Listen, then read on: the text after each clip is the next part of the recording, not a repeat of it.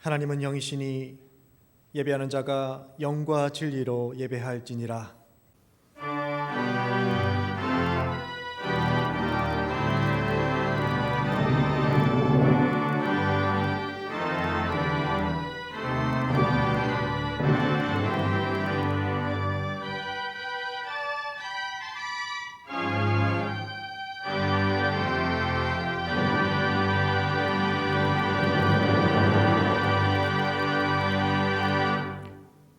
너희는 여호와 우리 하나님을 높이고 그 성산에서 예배할지어다. 여호와 우리 하나님은 거룩하심이로다. 우리 삶의 모든 삶을 주관하시고 다스리시는 전능하신 하나님 아버지, 오늘도 주님의 크신 은혜와 사랑 가운데 비록 비대면 상황 속이지만 모든 성도들이 장소와 시간을 구별하여 온라인으로 주님께 영광을 올려드리게 하시니 감사드립니다. 2021년 새해를 맞이하여 한 해 동안 주님의 이름을 높이며 온전히 예배드리기를 결단하는 믿음의 성도들에게 우리 주님께서 친히 이 예배 가운데 임재하셔서 하늘의 진정한 평안과 안식을 허락해 주시고 무너진 성벽으로 인해서 힘에 겨운 삶을 살아가는 자녀들에게 삶의 형통함과 풍성한 축복을 누리게 하여 주시옵소서. 우리 삶의 주인 되신 우리 주 예수 그리스도의 이름으로 간구하옵나이다. 아멘.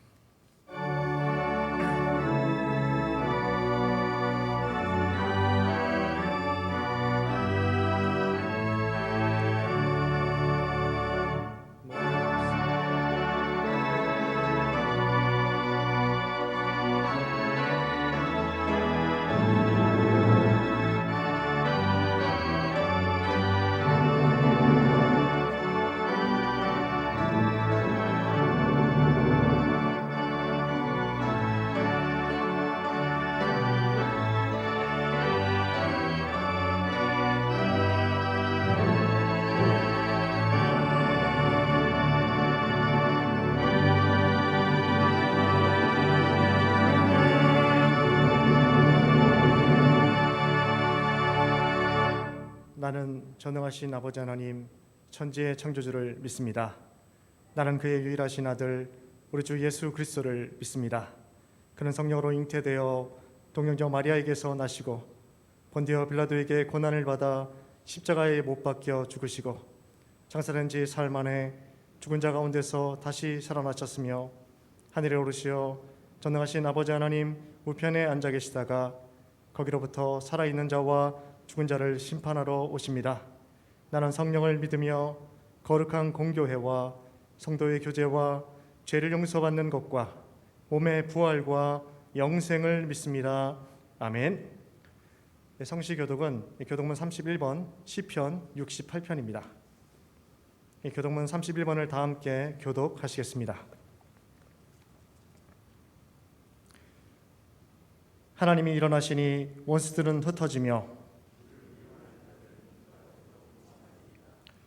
연기가 불려가듯이 그들을 몰아내소서.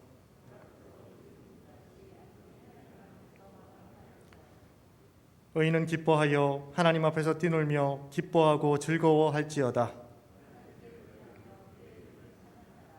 하늘을 타고 광야에 행하시던 이를 위하여 대로를 수축하라. 그의 거룩한 처소에 계신 하나님은 고아의 아버지시며 과부의 재판장이시라. 갇힌 자들은 이끌어내사 형통하게 하시느니라. 하나님이여 주께서 가난한 자를 위하여 주의 은택을 준비하셨나이다. 아멘.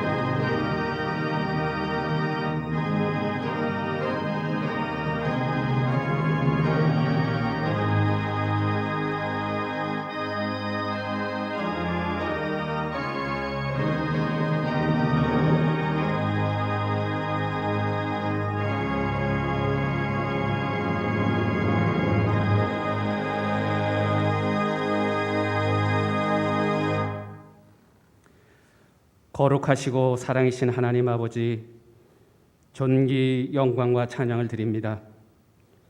코로나19의 엄중함과 혹한 온갖 사건, 사고, 유혹과 시험 속에서도 저희들을 지켜 보호하여 주시고 주 안에서 생명을 잊게 하셔서 거룩한 주일 예배로 하나님께 예배하시니 감사드립니다.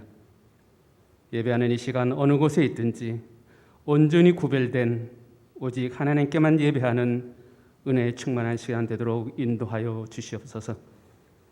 죄로 죽었던 저희들 예수 그리스도의 십자가 보혈로 구원하시고 양자 삼아주신 하나님의 은혜에 감사함으로 하나님의 자녀답게 하나님과 이웃을 사랑하며 살아야 함에도 불구하고 오히려 자기 중심적인 생활이었습니다. 영원히 주를 찾기에 갈급하지 못하였으며 믿음을 퇴보시키고 영적 성숙을 저해하는 온갖 유혹과 죄를 단호하게 거절하지 못하였습니다. 상하고 통회하는 마음으로 주님 앞에 머리를 숙여 회개합니다. 긍휼을 베푸시어 용서하시고 성령 충만케 하시어 감사함으로 드리는 영광스러운 예배 시간 되도록 인도하여 주시옵소서. 나라를 위하여 기도드립니다. 창궐하는 코로나19로 인하여서 많은 환자들이 고통 속에 있습니다. 속히 치유되게 하시고 또 없는 의료진과 방역 담당자들의 건강과 안전을 지켜주시며 지혜와 능력을 더하여 주시옵소서. 바이러스 확산을 막으시고 소멸되게 하시옵소서. 경제적 어려움을 당하고 있는 이들을 위로하시고 회복의 문을 열어 주시옵소서. 아시타비의 정쟁을 멈추게 하시고 위정자들 하나님 앞에서 겸손하게 하시며 오랜 사회적 거리두기를 힘들어하고 지친 저희 백성들을 위로하여 주시옵소서. 서로 돌아보게 하시고 격려 위로하고 배려하고 사랑하는 나라 되게 인도하여 주시옵소서. 엄동설한 북한의 그 추위 속에 있는 주의 백성들을 외롭지 않게 성령님 보호 동행하여 주시옵소서. 복음화된 통일조국을 이루어 하나님의 영광을 위하여 쓰임받는 대한민국 되게 인도하여 주시옵소서. 교회를 위하여 기도드립니다. 지금까지 지키고 인도하시고 회복의 길로 인도하신 은혜에 감사드립니다. 2021년 주여 이제 회복하게 하소서라는 총회 주제와 다시 세워지는 서울교회를 설립 30주년을 맞이하는 서울교회 표어로 정하였습니다. 한국교회가 그리고 서울교회가 예배를 회복하게 하여 주시옵소서. 말씀 위에 다시 세워지게 하여 주시옵소서. 주님을 만나고 예배하며 교제하는 서울교회 성도되게 하시며 예배와 삶이 나눠지지 않는 신행일체의 삶으로 삶의 모든 영역이 하나님께 영광 드리는 예배되게 성령님 동행 인도하여 주시옵소서. 주님의 말씀을 읽고 들을 때에 깨닫게 하시고 죄를 자복하고 회개하게 하시며 하나님의 은혜로 변화되어 회복되고 믿음에 굳게 서서 마땅히 행할 것을 감사함으로 행하며 열매 맺는 포도나무들이 되게 하여 주시옵소서. 서울교회 주신 사명 감당하기에 부족함이 없게 온전한 회복을 이루어 주시옵소서. 고난 중에도 지난해 베풀어 주신 하나님 은혜에 감사하며 2021년에는 더욱더 하나님만 의지하며 기도하는 서울교회 성도들 되게 인도하여 주시옵소서. 복음을 전하고 신행체의 삶의 본을 보이며 하나님의 목회를 감당할 담임 목회자를 보내 주시옵소서. 이정민 원로 목사님의 건강을 회복해 하시니 감사합니다. 남겨진 주의 사역을 기쁨으로 감당할 수 있게 온전한 회복으로 인도하여 주시옵소서. 어려운 환경 속에서도 교구와 교회 학교를 섬기시는 교역자와 교사들, 주의 복음 들고 국내에 파송된 선교사들, 묵묵히 꾸준히 감당하며 섬기는 직원들을 위로하여 주시옵시고 성령 충만의 은혜와 능력을 더하여 주시옵소서. 교회 학교 영아부부터 소망부에 이르기까지 코로나19로 인하여서 직접 만나기 어려운 형편이지만은 서로를 위하여 기도하고 격려하며 한몸된 지체로서의 교제를 이어가게 하여 주시옵소서. 특별히 소망부원들의 건강을 지켜주시고 하나님만 바라며 소망 가운데 속사람이 날로 새로지고 강건해지는 은혜를 허락하여 주시옵소서. 어린 자녀들 원안으로 예배드릴 때에 하나님의 임재를 느끼며 예배와 하나님께만 집중하도록 인도하여 주시옵시며 믿음의 사람으로 자라도록 특별한 은혜를 더하여 주시옵소서. 여러 제목으로 드린 성도들의 기도를 들으시고 위로 응답하여 주시옵소서. 특별히 병상에서 예배를 사모하며 주님의 돌보심을 애사하고 있는 성도들을 돌아보시고 저희와 함께 하나님을 찬양하며 섬길 수 있는 회복의 은혜를 허락하여 주시옵소서. 말씀의 종으로 세우신 서청원 목사님 영국육간에 강건하게 하시고 말씀을 준비하실 때 성령님 통해 인도하시고 조명하여 주시며 오늘 성도의 품격을 지키라는 제목으로 말씀을 증거하실 때 성령님 능력을 더하여 주시옵소서. 듣는 저희들 깨달아 알게 하시고 말씀을 붙잡고 승리하며 예배자의 삶을 살게 하여 주시옵소서. 봉헌 연주와 가브리엘 찬양대에 준비된 찬양을 기뻐 받으시옵고 저희들 아멘으로 화답하게 하여 주시옵소서. 영상 송출된 예배를 돕는 손길들을 기억하시고 신령한 복으로 더하여 주시옵소서. 하나님 홀로 영광 받으시는 온전한 예배 되기를 간절히 소원하며 예수님 이름으로 기도드립니다. 아멘.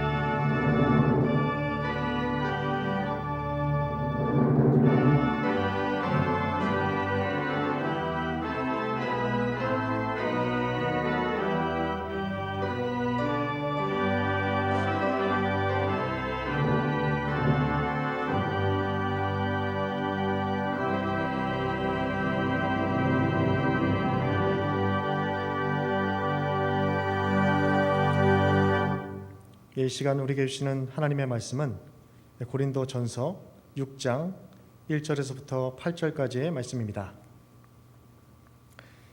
고린도전서 6장 1절에서부터 8절까지의 말씀, 거룩하신 하나님의 말씀을 제가 받들어 읽겠습니다. 너희 중에 누가 다른 이와 더불어 다툼이 있는데 구태여 불의한 자들 앞에서 고발하고 성도 앞에서 하지 아니하느냐? 성도가 세상을 판단할 것을 너희가 알지 못하느냐?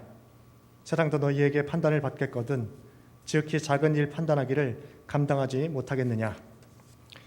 우리가 천사를 판단할 것을 너희가 알지 못하느냐? 그러하거든 하물며 세상 일이랴. 그런즉 너희가 세상 사건이 있을 때에 교회에서 경히 여김을 받는 자들을 세우느냐? 내가 너희를 부끄럽게 하려 하여 이 말을 하노니 너희 가운데 그 형제 간의 일을 판단할 만한 지혜 있는 자가 이같이 하나도 없느냐? 형제가 형제와 더불어 고발할 뿐더러 믿지 아니하는 자들 앞에서 하느냐? 너희가 피차 고발함으로 너희 가운데 이미 뚜렷한 허물이 있나니 차라리 불의를 당하는 것이 낫지 아니하며 차라리 속는 것이 낫지 아니하냐? 너희는 불의를 행하고 속이는구나. 그런 너희 형제로다. 아멘. 교회 소식은 주보 3면과 순례자를 참조해 주시기 바랍니다. 교회 행정이 정상화되면서 교회명의 계좌가 새롭게 개설되었습니다. 주보와 순례자를 통해서 확인하시고 앞으로 공지된 계좌를 통해서 하나님 앞에 헌금을 드리시면 됩니다. 이제는 정성껏 준비하신 예물을 하나님께 봉헌하겠습니다.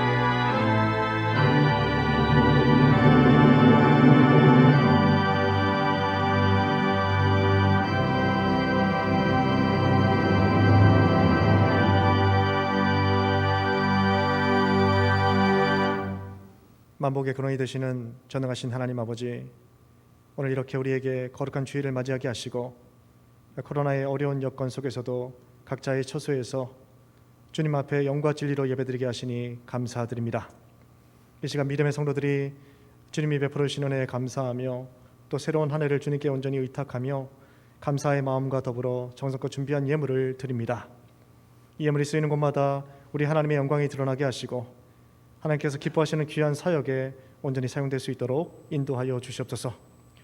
믿음의 성도들의 헌신과 수고 위에 우리 하나님께서 복과 은혜를 베풀어 주셔서 삶의 모든 지경을 확장시켜 주시고 무너진 삶의 영역들을 재건하여 주시며 심지가 견고한 믿음의 복을 주셔서 고난 중에도 주님만을 바라보게 하여 주시옵소서.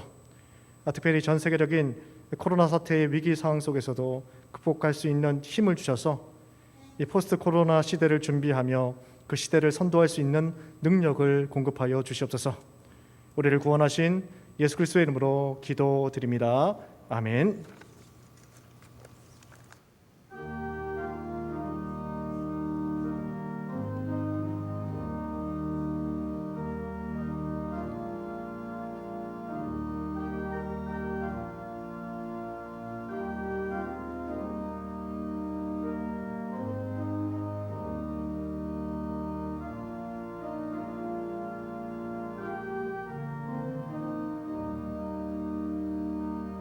주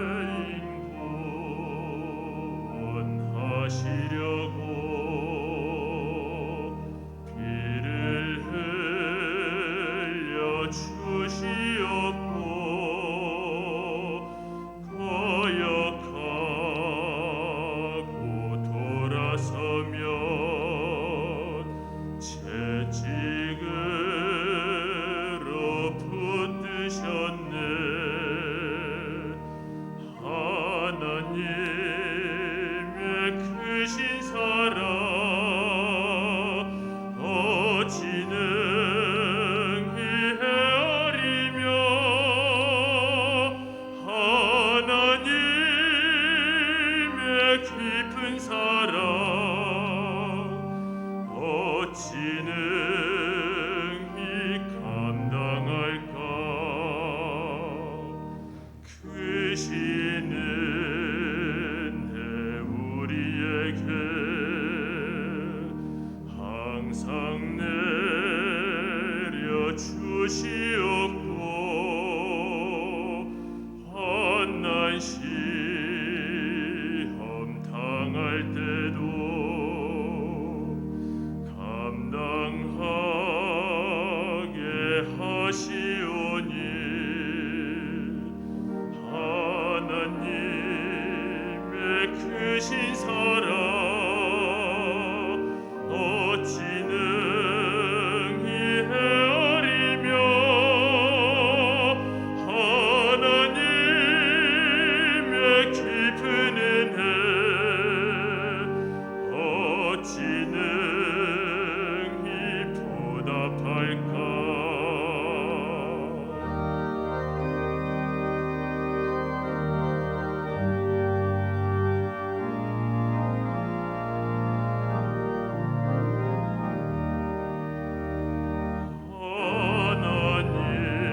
하나님의 크신 경륜 우리 삶을 주관하고 선한 뜻을 이루시려 연단하여 주시오니 하나님의 크신 지혜 어찌 능히 헤아리며 하나님의 깊은 지혜 어찌 능히 깨달을까.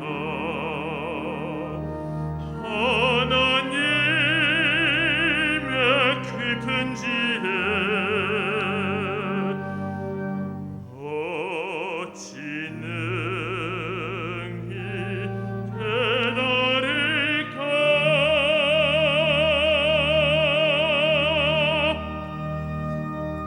아멘. 기도하겠습니다.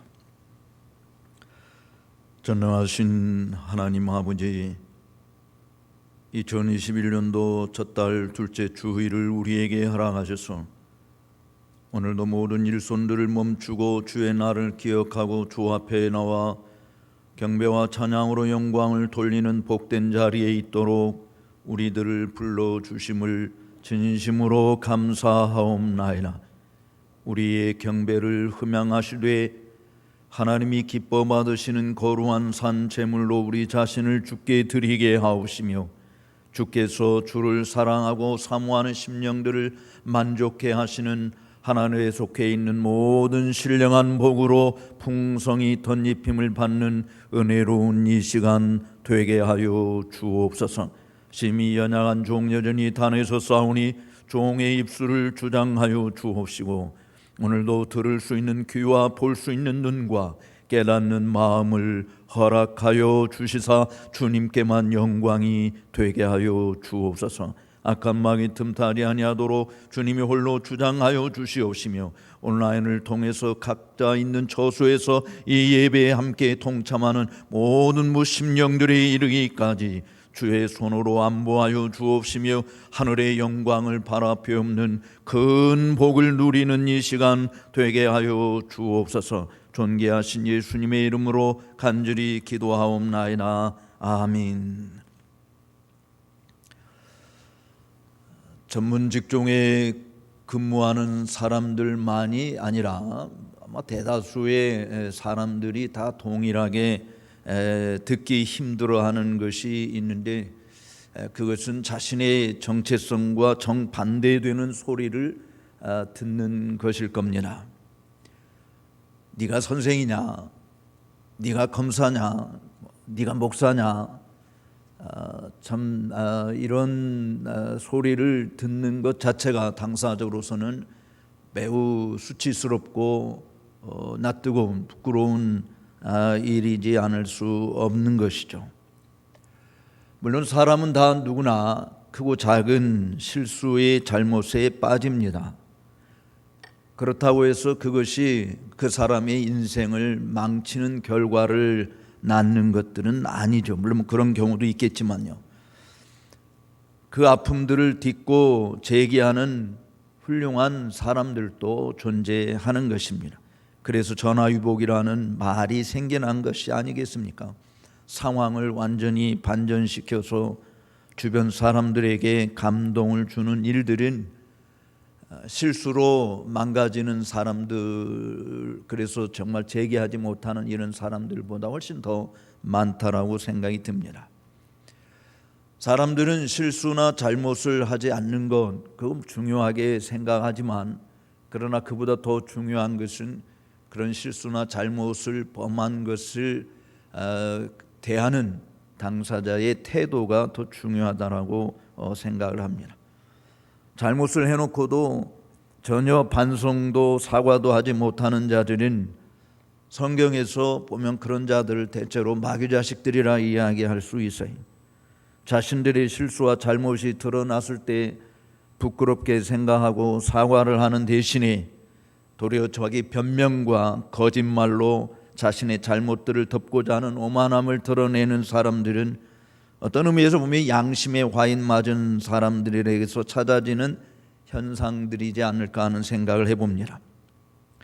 이런 자들은 성도의 교제 가운데서도 용납하지 말라라고 하는 것, 이런 악한 사람은 너희 중에서도 내쫓아라 라고 하는 것이 지난주 설교 말씀에서 강조했던 내용입니다. 오늘 우리가 살펴볼 6장의 내용은 특별히 여러분들에게 다가오는 면이 남다를 것이라고 생각을 합니다. 듣는 여러분들이 어떻게 받아들이는지 저는 제가 알 수는 없습니다만은, 저는 오늘 이 말씀의 제목을 성도의 품격을 지키라라고 하는 제목을 잡고 2021년도 교회를 다시 세우고자 하는 마음으로 힘차게 발걸음을 내디딘 우리 모두에게 이 말씀을 통해서 주님께서 주시는 신령한 음성을 함께 들으며 은혜를 나누고자 합니다. 매우 고민하는 설교 말씀입니다. 사실은 지난 12월 달부터 이 6장 건너뛰고 설교를 할까 말까 이런 고민을 하면서 기도하다가 그래도 우리에게 주시는 주님의 음성이 있는데 들어야 된다. 또 하나님의 전 경륜의 말씀을 잘 전해야 된다라고 하는 목사의 책임감 때문에 건너뛰기보다는 그냥 계속 강론을 하자라는 생각을 가지고 오늘 본문 말씀을 접했습니다. 첫 번째로 우리가 살펴보고자 하는 교훈은 이겁니다. 같이 한번 따라서 해주시면 감사하겠습니다. 복음이 경멸되고 조롱받게 하는 일은 피하자. 복음이 경멸되고 조롱받게 하는 일은 저는 반드시 피해야 된다라고 생각을 합니다. 예수의 피로 죄 씻음을 받아서 거룩한 백성이 된 성도도 죄성을 지닌 인간이기에 이 땅에서 사는 동안은 신앙인으로서 전혀 어울리지 않는 죄에 빠질 수 있습니다. 통상적으로 알고 있던 것과 전혀 다른 행동을 저지를 수 있는 것이에요. 이게 인간이기 때문에 그렇습니다. 그런데 그것이 우리가 믿고 붙들고 있는 복음 진리와 어긋나는 것이라고 한다면 뭐 그럴 수 있지라고 그렇게 간과할 수 없다라고 하는 것이죠. 우리의 행동은 우리가 믿고 있는 복음 진리와 부합되는 말과 행동이어야 하는 것이 성경의 가르침입니다. 마태복음 3장 8절에서도 회개에 합당한 열매를 맺으라 라고 권고해 주고 있고, 사도 바울도 빌립보서 2장 27절에서 오직 너희는 그리스도의 복음에 합당하게 생활하라. 여기 오직이라는 단어가 너희에게 바로 붙어 있는 말일 수도 있습니다만은 사실 너희는 오직 그리스도의 복음에 합당하게 생활하라라고 하는 말이 더 강조된다고 생각을 합니다. 즉 내가 주님께 속한 자녀요, 복음으로 거듭난 새로운 피조물이라고 하는 엄청난 신분과 지위를 보장받았어요. 그런데 그 지위와의 완전히 상반된 길을 가는 것은 우리가 믿고 있는 복음의 효능이 경멸되고 조롱받게 되는 짓이다라고 보는 것이죠. 교회가 사회의 비난의 대상이 되고 목사들이 욕을 먹는 일들이 벌어지는 것은 교회다운 모습을 잃어버린 것 때문이고 목사의 품격과 전혀 어울리지 않는 의식과 행동 때문이라고 봅니다. 이런 비난은 정체성을 상실한 모든 단체나 개개인에게 다 적용되는 것이죠. 사람들도 불신세계에서도 사람이 어떻게 저럴 수 있어? 인간의 탈을 쓰고 어떻게 저럴 수 있어? 이런 말을 듣는 것이 다 바로 사람이라고 하는 자신의 정체성과 어긋난 말과 행동 때문이지 않겠습니까?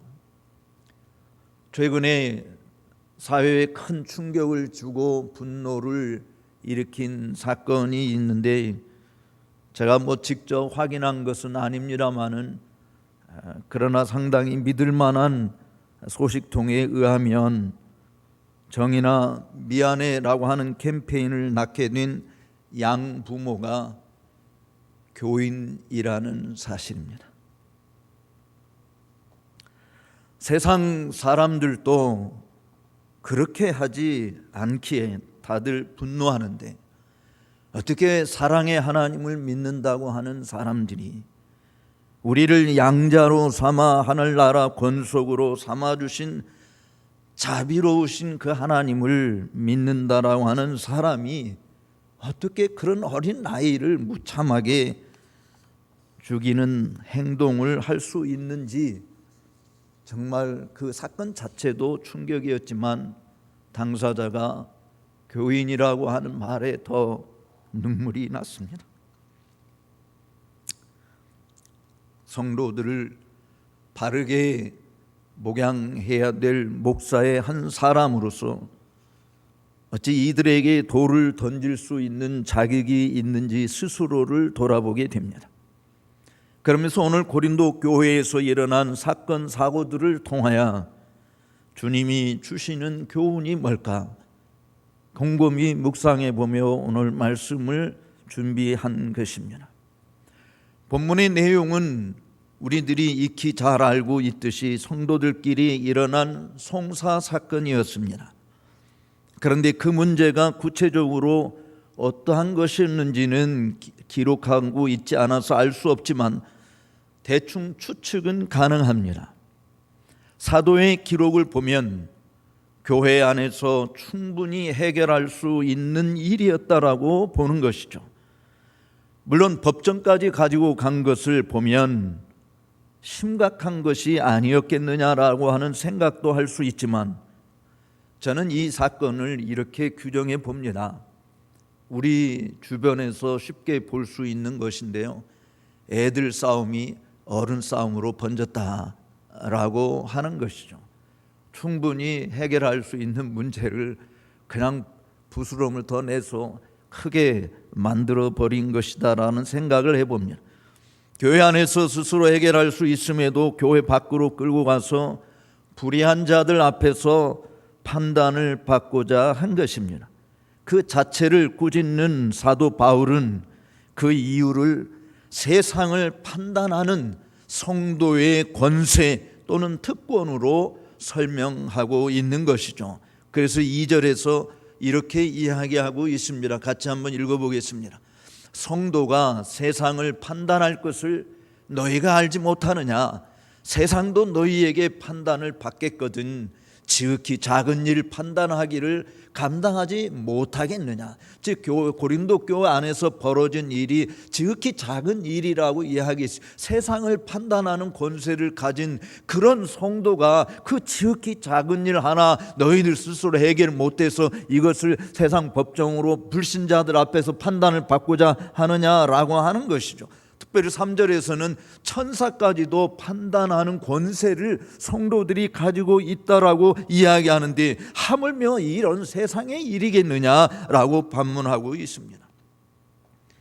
물론 여기서 말하는 세상을 판단한다는 것이나 천사를 판단한다라고 하는 것은 우리 자신이 선천적으로 가지고 있는 능력과 권세를 말하는 것이 아닙니다. 우리가 예수님의 피로 깨끗이 죄 씻음을 받아서 하나님 앞에 의롭다함을 받게 된 하나님의 자녀라고 하는 그 존재 자체가 세상은 구주 예수를 믿지 아니함으로 우리가 판단의 기준이 되어서 그들이 판단을 받을 수밖에 없다라고 하는 것을 의미하는 것이죠. 타락한 천사들도 그들에게 구원함이 주어지지 않는다고 하는 차원에서 또 하늘에서 하나님을 모시고 사는 천사들, 하늘의 천사들도 우리처럼 타락한 적이 없는 피조물들임에도 불구하고 그들은 하나님의 자녀가 되는 권세를 가지지 못하는 데 비해서 우리는 예수 그리스도로 말미암아 하나님의 자녀가 되는 권세를 가진 하나님의 자녀로서의 지위를 가진 자들이기 때문에 천사들도 우리의 판단하에 놓여 있는 피조물이라고 하는 것이죠. 더군다나 히브리서 기자는 히브리서 1장 14절에서 천사들을 뭘로 규정하고 있습니까? 모든 천사들은 다 섬기는 영이다. 그런데 누구를 섬기는 거예요? 바로 구원받을 상속자들을 위해서 섬기라고 보내심을 받은 자들이 아니냐라고 하는 것이죠. 이렇게 세상을 판단하는 권세가 있고 심지어 천사들까지도 판단할 수 있는 그런 특권을 가진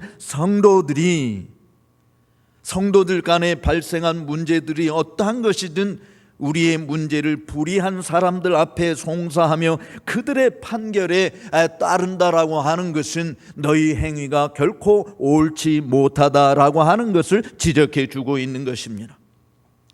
물론 우리는 이 말씀을 오해해서는 안 됩니다. 성도들은 무슨 일을 당하든지 사회법에 호소하여 문제 해결을 받는 일을 해서는 안 된다, 그런 말이 아닙니다. 우리도 이 나라의 시민이기 때문에 이 나라의 민사법이나 형사법에 준하여 필요한 조치를 취할 수 있습니다. 정당하게 법의 보호를 받아야 할 필요가 있는 것이죠. 그러나 교회에 속한 회원들 간에 발생한 문제는 영적인 시각에서 영적으로 판단해야 한다는 것입니다. 이것이 사실이 아니라고 한다면 바울이 굳이 5절과 6절을 언급할 필요가 없었을 거라고 보아져. 5절 말씀을 같이 읽어보겠습니다. 내가 너희를 부끄럽게 하려 하여 이 말을 하노니 너희 가운데 그 형제 간의 일을 판단할 만한 지혜 있는 자가 이같이 하나도 없느냐. 6절입니다. 형제가 형제와 더불어 고발할 뿐더러 믿지 아니하는 자들 앞에서 하느냐라고 책망하는 것이죠. 이 말을 쓰고 있는 자체가 이런 일을 행한 너희들을 부끄럽게 여기려고 한다. 즉 성도로서 품격을 잃어버렸다, 성도로서 정체성을 상실한 짓이다라고 하는 것을 지적하고 있는 것이죠. 사실 이 말씀은 형제와 형제 간의 다툼의 소지들이 발생했을 때 무조건 양보하고 희생하고 지나가라고 하는 말이 아닙니다. 교회 안에서도 교회법이 존재하고 있죠. 구약시대에도 이스라엘 백성들 간에 벌어진 민형사상 사건들을 다룰 때 하나님께서 모세에게 준 도덕법 기준에 의하여 교회 안에서 판단하여 벌받을 자에게 벌을 주고 징계하는 일을 했습니다.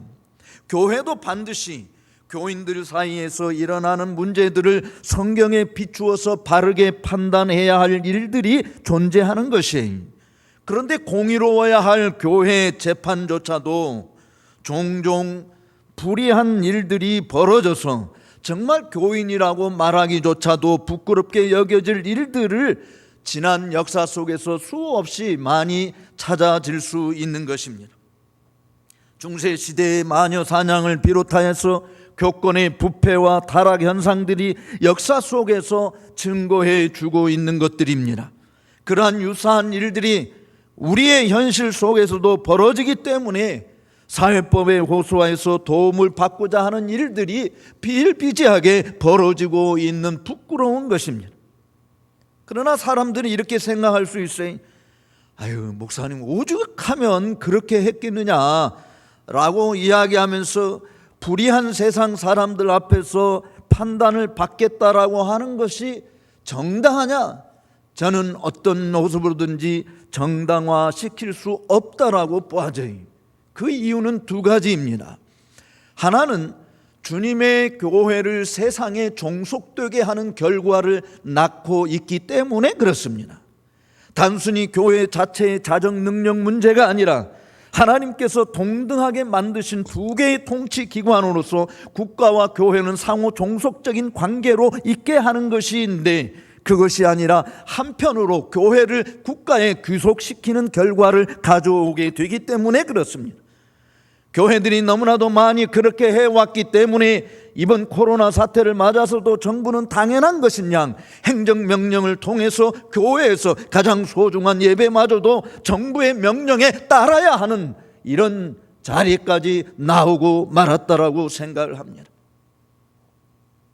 저는 제가 교회에 담임 목사라고 한다면 저는 이렇게 예배하고 싶지 않아요. 정말 교회는 국가의 행정명령을 준수해야 될 것이 아니라 하나님의 말씀을 더 준수해야 되는 것이, 물론 방역수칙 지킵니다. 거리 두게 해야 합니다. 철저하게 하면서도 그래도 하나님께 예배해야 되죠.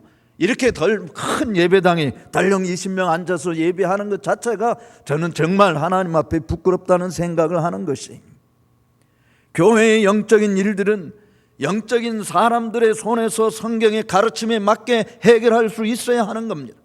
세상에서도 법을 집행하는 분들의 편향적인 성향을 가지게 되면 공의를 담보할 수가 없죠.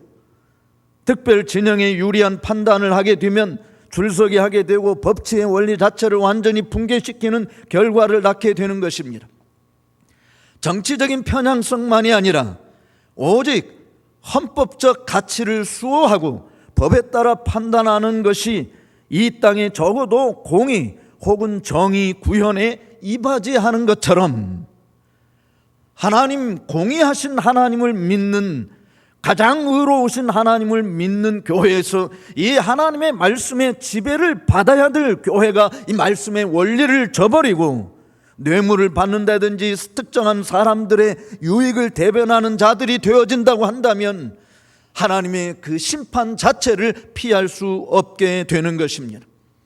영적인 문제들에 있어서도 영이 죽어있는 세상 사람들의 손에 맡긴다라고 하는 것 자체는 하나님의 주권에 속한 것을 세상 권세자들의 주권에 위탁시켜 버리고 마는 것이 되는 거예요.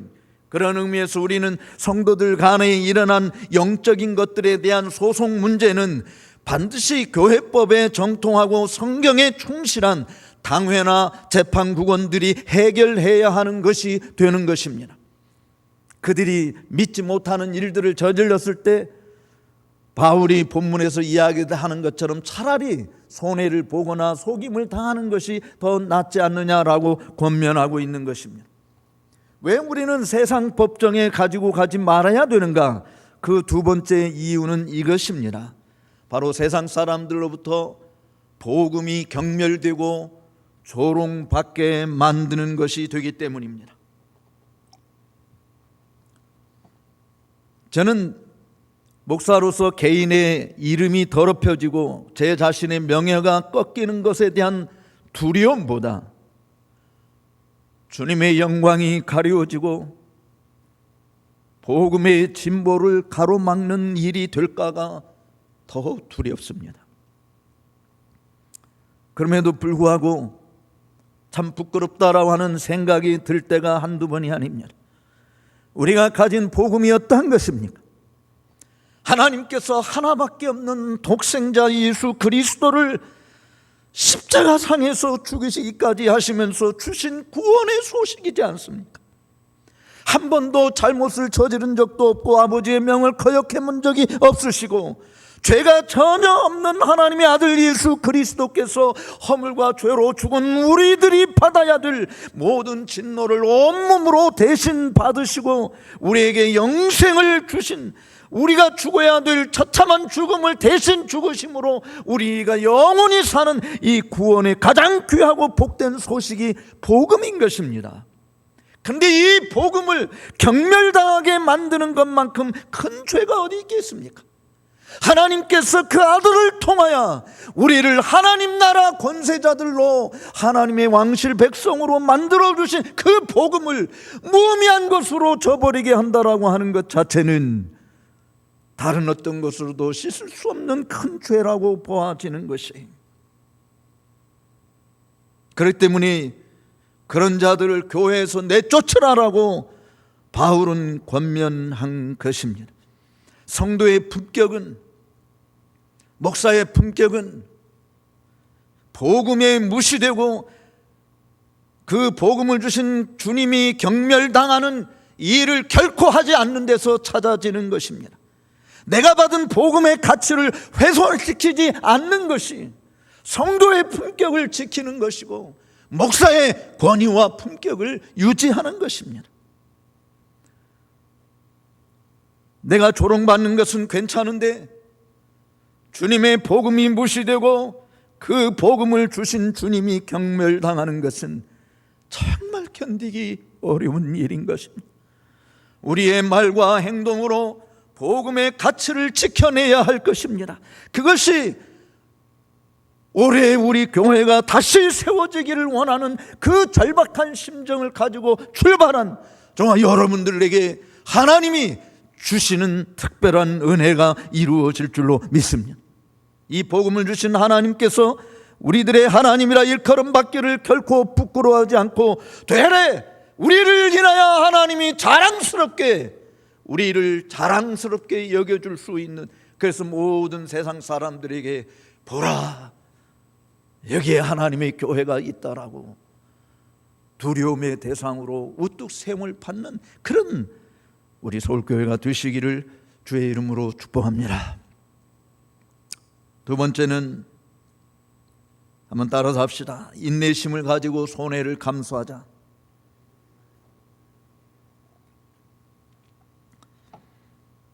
사실 오늘 이 말씀은 우리의 생애 가운데서 어쩌면 한 번도 경험해 보지 않은, 혹은 전혀 꿈에도 생각해 본 적이 없는 법정에 서는 일들을 당한 여러분들로서는 정말 납득이 되지 않은 문제일 수 있습니다. 냉철한 머리로는, 지금은 머리로는 이해가 되어도 아직도 뜨거운 가슴으로 납득되지 않는 것일 수 있습니다. 물론 저도 이런 경험을 해봤지만 제가 경험한 것과 여러분들이 경험한 것은 상당한 차이가 있기 때문에 사실 오늘 말씀은 정말 기도 많이 하고 조심스럽게 준비를 했습니다. 근데 제가 알기로 여러분들이 먼저 소송을 제기한 것이 아니라 상대방이 그렇게 했기 때문에 어쩔 수 없이 대응하게 되었고, 그래서 여기까지 온 것이라고 봐져요. 저의 경험에서도 상대방이 세상 법정으로 가져갔을 때 상대하지 않고 그냥 무시해버리고 가만히 있는 것은 도리어 악이 승리의 춤을 추게 만드는 것이 되고 교회에 더 많은 해악을 끼치는 것이 되어서 어쩔 수 없이 대응하지 않을 수 없었던 것입니다. 아마 여러분들도 그런 입장이었으리라고 봅니다. 특별히 우리 자신과 가족에게 큰 해악을 끼치는 일들, 그냥 있다가는 온 교회가 쑥대밭이 되어지고 낭패를 겪게 될 일에 대해서 합법적인 수단을 사용하지 않을 수 없을 것입니다. 그러나 이것조차도 상대방에게 벌을 주자라고 하는 마음보다 우리 자신과 가족을 지키고 주님의 교회를 지킨다라고 하는 책임으로 하되, 잘못을 저지른 형제에 대해서는 여전히 용서와 긍휼히 여기는 마음으로 해야 한다라고 하는 것이 성경의 가르침입니다. 그럼에도 불구하고 본문에서 사도 바울이 강조하고 있는 것은 서로 논쟁이 붙고 다툼이 발생하는 일에 있어서 내가 먼저 세상 법정에 소송을 거는 일은 하지 말아야 한다는 것이죠. 사실 앞에서도 언급을 했습니다마는 교회에서 형제들 간에 벌어진 다툼은 대체로 사소한 문제들, 서로 오해함으로 빚어진 것들이 많기 때문에 말씀의 지배를 받고 성령의 이끌림을 받는 것을 우선한다면 교회 안에서 충분히 해결할 수 있는 문제라고 보아집니다. 서로 애들 싸움이 어른들 싸움으로 번지는 것이 되었다고 하더라도, 그래서 교회 7위에 제소를 했는데 교회의 법에 의한 판결이 불만이 있고 명백한 불의의 판결이라고 하는 확신이 들 때에도 사도 바울이 이야기한 7절 8절 말씀을 먼저 생각해 보는 것이 필요합니다. 같이 다시 한번 읽어보겠습니다.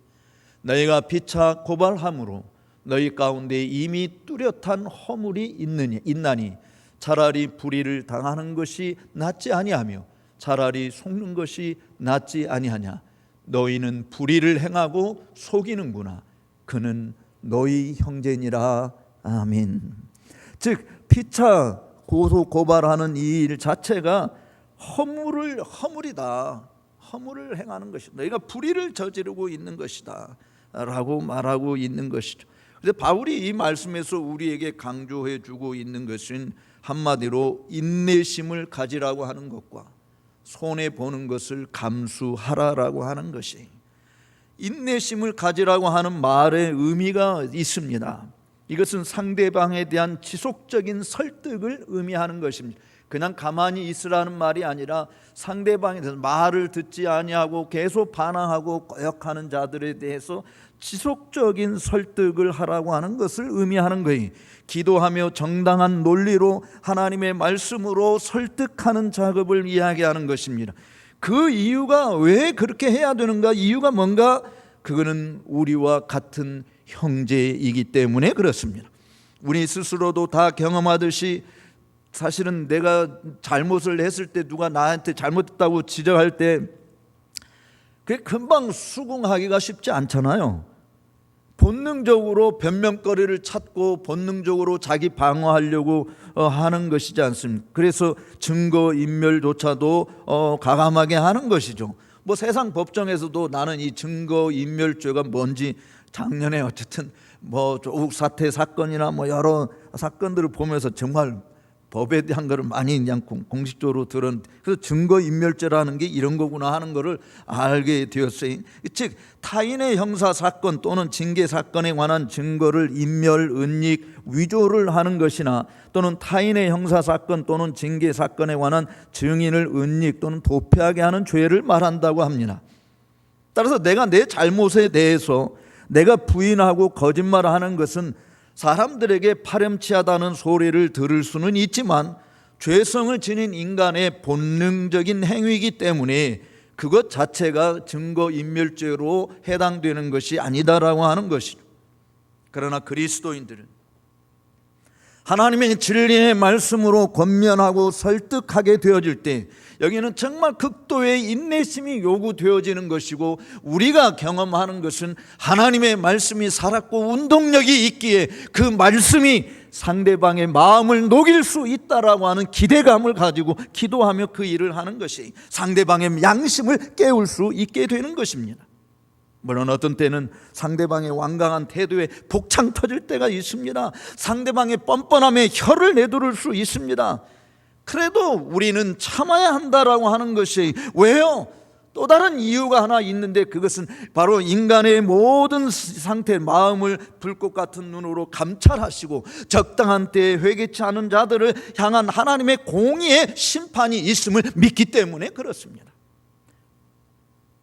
저는 남의 돈 떼어먹고 잘 되는 사람 본 적이 없고, 남의 눈에 피눈물을 흘리게 하고 형통한 길을 가는 사람 본 적이 없습니다. 그런 자들의 잘됨, 형통함은 언제나 일시적인 것이, 돌이키지 않는 자들에겐 반드시 하나님의 공의하신 심판과 징계가 뒤따르게 되어 있습니다. 그래서 차라리 우리 믿는 그리스도인들은 불의를 당하는 것이 나으며 속는 것이 낫다라고 이야기하고 있는 것이, 사도 바울은 이 부분에 대해서 데살로니가 교회에 편지하면서는 이렇게 이야기했어요.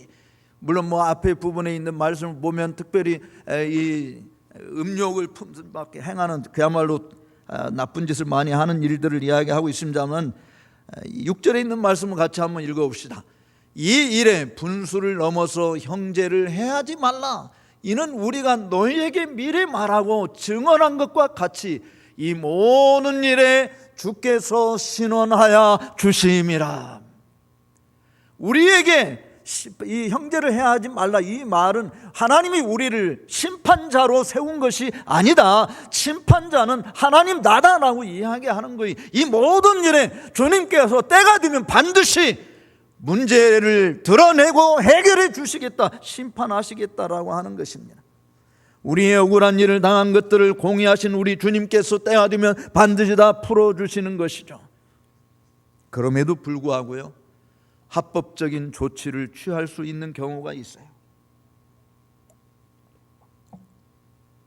제가 평소에 설교 준비하면서 여러 자료들을 참고하고 하는 일들은 잘 하지 않는데, 이번에 정말 나름대로 어쨌든 여러 분들을 봤습니다만, 칼빈의 가르침을 비롯해서 우리 개혁주의적인 입장에서 성도가 그렇다고 한다면 합법적인 이 조치를 취할 수 없느냐, 이런 부분에 대한 질의들이 많이 있었습니다. 합법적인 조치를 취할 수 있다고 칼빈부터 그렇게 이야기하더라고요. 그것은 상대방이 명백하게 시민법조차도 어기는 잘못을 했을 경우, 예를 들면 교회 안에서 술 취해서 폭행을 일삼은 것이나 도적질이나 살인죄를 저지른 경우들, 사회법으로도 명백하게 단죄하는 것들은 단순히 교회에서 용서하는 것으로 끝나서는 안 된다. 그런 범죄 행위들에 대해서는 그에 대한 상응하는 대가를 치러야 한다는 것입니다. 그것이 세상 권세가들에게 공권력을 허락하신 하나님의 공의라고 하는 것입니다. 그러나 충분히 대화나 설득으로 문제를 해결할 수 있는 영적인 문제들, 누가 옳고 그르냐를 결정해야 하는 다툼이 생겼을 때, 혹은 덕을 세우지 못하는 이기적인 행동들이나 거짓된 모함이나 가식이나 위선 같은 문제들로 인해서 다툼이 벌어졌을 때 자신의 옳음을 인정받고자 법정 소송으로 밀고 가는 것은 피해야 한다라고 하는 것이죠. 우선 충분히 말로 화평을 이루는 자리에 나갈 수가 있기 때문입니다. 그러나 전혀 개선의 모습이 보이지 않을 때는 그것 가지고 법정 다툼을 벌이느니 차라리 속임당하는 것이 낫고 불의를 당하는 것이 낫다라고 하는 것이, 왜요? 이것도 두 가지 이유가 있습니다. 따라 삽시다. 형제를 얻기 위함이다. 하나는 형제를 얻기 위함이에요. 그 다음에 또 하나 이유는 뭡니까? 또 한번 따라합시다. 내가 죄를 범하지 않기 위함이다. 내가 형제를 판단하고 정죄하는 죄를 범하지 않기 위해서 그런 것입니다. 사도 바울은 본문 8절에서 매우 의미심장한 말씀을 했어요. 같이 읽어보겠습니다. 너희는 불의를 행하고 속이는구나. 그는 너희 형제로다 라는 말씀입니다. 이게 무슨 뜻입니까? 충분히 영적인 지도력을 통해서 형제 사이에 벌어진 문제를 해결할 수 있음에도 불구하고 법적 조치를 취해 버리는 것은 그 자체가 불의한 일을 행하는 일이며 스스로 잘 속이는 잘못을 한다라고 하는 것이, 그렇습니다. 왜 그런가요? 형제를 사랑하고 돌봐야 하고 섬겨야 될 우리의 의무를 저버리는 것이 되기 때문에 그렇습니다. 우리는 누구도 심판자로 세움을 입은 것이 아니라 주님의 법에 우리 모두가 다 순종하고 따라야 될 의무를 가진 자라고 하는 사실을 잊어서는 아니 되는 것입니다. 마치 부모가 자식이 문제를 일으킨다고 그때마다 경찰서로 끌고 가는 거 아니잖아요.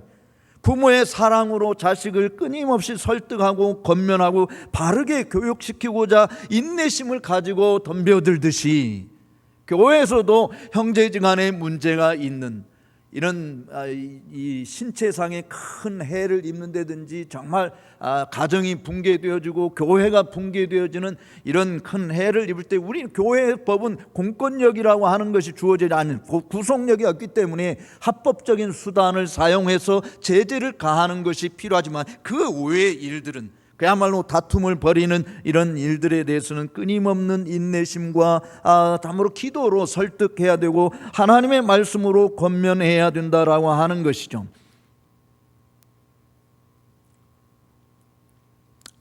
그런데 자녀도요, 가족을 해치고 이웃에게 금전상업 때 보상이 안 될 만한 큰 해를 끼치는 일들을 했을 때 존속살인이나 영아살인과 같은 흉악한 죄악들은 부모의 사랑만으로 해결될 수 있는 게 아니에요. 그런 것은 합법적인 수단을 강구해서 더 이상의 해악을 막는 일들이 필요한 것입니다. 그렇게 하더라도 자식이 개과천선에서 돌아오기를 학수고대하는 부모의 심정으로 우리도 형제의 회개와 돌이킴을 위하여 기도하며 사랑의 마음을 잃지 말아야 하는 것입니다. 왜냐하면 저도 우리의 형제이기 때문이다 라고 바울이 권면하는 것입니다. 이것은 우리에게 잘못한 자를 형제로 얻기 위함입니다. 실질적으로 성도들은 내 마음이 평안하고 형제들과 사이좋게 지내는 것이 다툼에서 이기는 것보다 더 가치 있는 것임을 기억해야 하는 것입니다. 내가 이겼다라고 이야기할 때 앞으로 같은 교회에서 어떻게 얼굴을 마주 대하며 서로 하나 되는 길을 갈 수 있겠습니까? 형제를 잃는 것보다 얻는 것이 더 중요하다라고 하는 것이, 서로에게 얼굴 붉히고 사느니 화평하게 지내는 것, 서로 사랑하며 지내는 것이 더 유용하다라고 하는 것입니다. 모든 사람들이 다 행복해지기를 원합니다. 그런데 행복보다 더 중요한 것이 기뻐하는 일이에요. 행복은 자기 욕구 충족이 일어날 때 얻어집니다. 일시적입니다.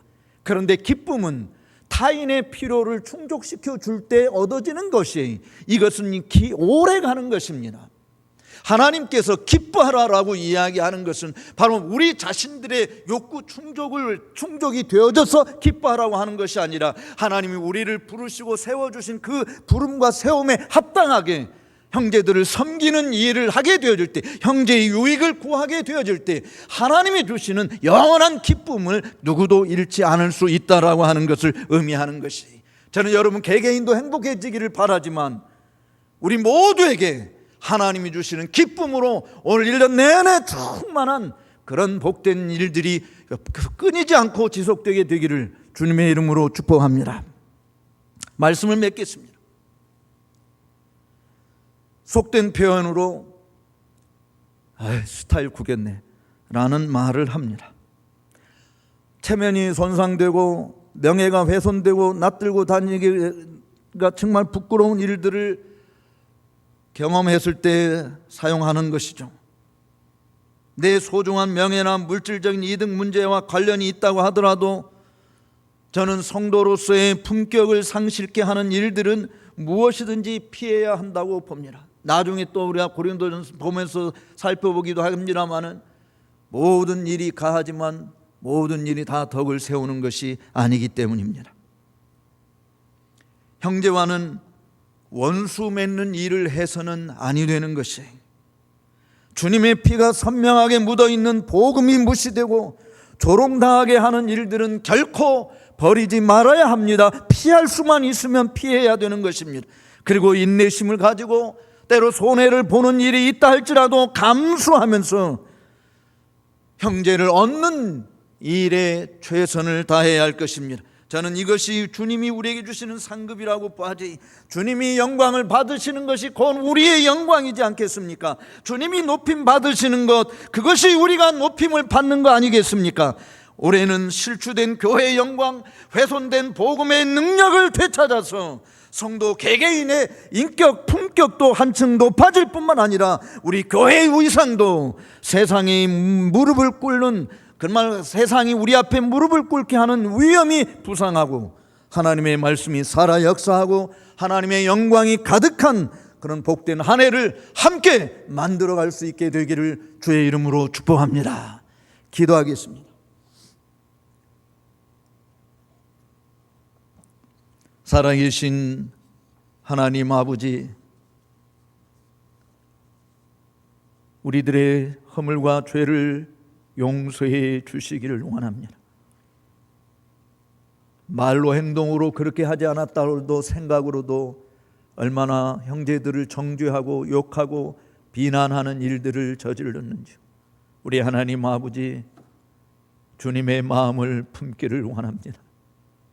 주께서 오늘 사도 바울의 교훈을 통해서 가르쳐 주신 것처럼 복음이 경멸되고 훼손되는 모독당하는 일들을 결코 저지르지 아니하고 이제 하나님 나라를 더 견고히 세워가는 하나님의 공의를 주의 말씀을 좇아서 바르게 세워가는, 그리고 형제들을 잃어버리는 것이 아니라 형제들을 얻는 일을 위해서 인내심을 가지고 기도하며 끊임없는 설득 작업을 통해서 하나님의 뜻을 이루어가는 일에 복되게 쓰임받는 우리 서울교회가 주님 오래 다시 세워지기를 소망하므로 출발했사온데 하나님의 말씀의 기초 위에 든든히 서게 하여 주시고 온 성도들이 하나님의 말씀에 복종하는 일을 통해서 형제지간에 서로 용납하고 용서하고 모든 원한과 미움과 앙금들은 다 사라지고 하나 되는 하나님의 역사를 새롭게 이루어가므로 세상 사람들이 부러워하고 두려워하고 존경하고 우리 앞에 무릎을 꿇고 도움을 청할 수 있는 그런 복된 교회로 우뚝 세워지도록 역사하여 주시옵소서. 존귀하신 예수님의 이름으로 기도 올리옵나이다. 아멘.